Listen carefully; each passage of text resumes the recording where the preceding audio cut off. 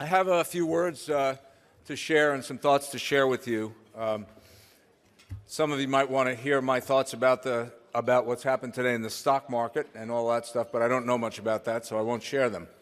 What I do want to talk about is I want to expand on some of the things you heard this morning from Governor Schwarzenegger and Mayor Reed about conditions here in California. Teddy Roosevelt said, "Far and away, the best prize that life has to offer is the chance to work hard at work worth doing." My friends, I want to offer you an opportunity to join me in work worth doing. California is in real trouble, and this region is in real trouble and in need of a new era of business leadership. Not business defense, business leadership. Please let me explain. For the past few years, we've been warning that if we didn't act, we'd be facing serious problems. Well, we have crossed the Rubicon. As a state, we have failed to act, and the question isn't if we will head downhill. The question is, will we pull out of this tailspin? Now, how many of you here love the Bay Area? Love the Bay Area. And how many of you love California? Love California. You either were born here or you came here.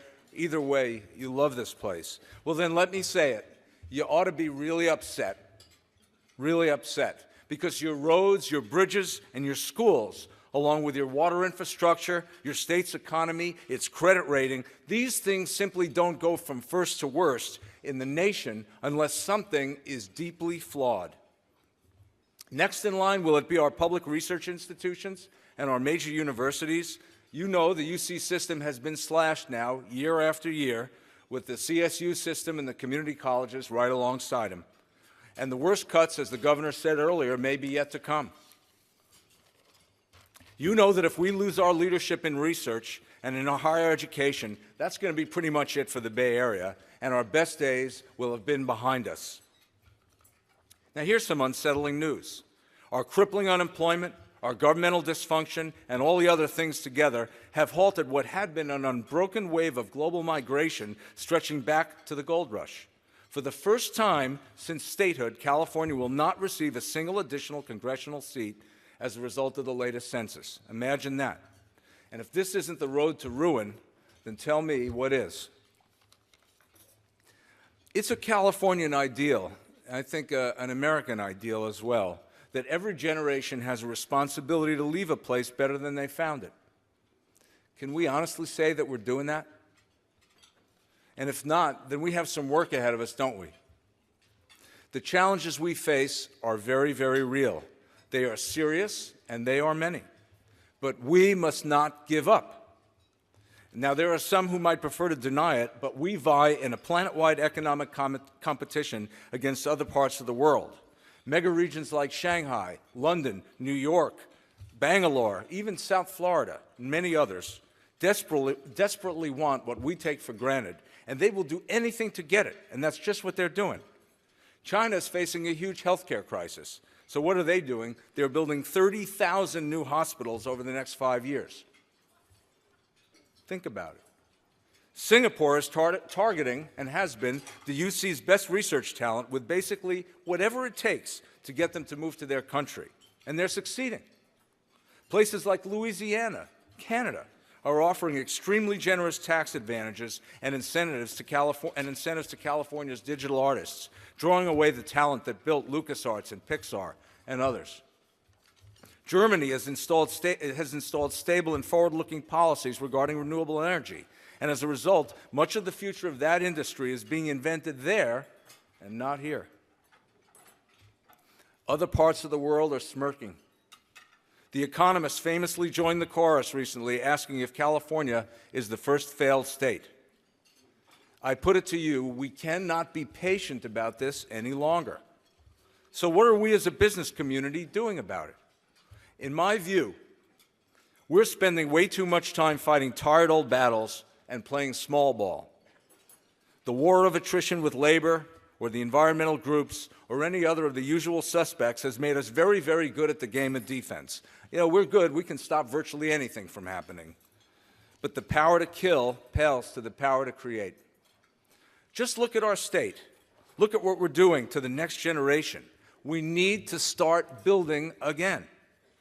We need a new era of reform, and we need to stop playing the childish game of false choices.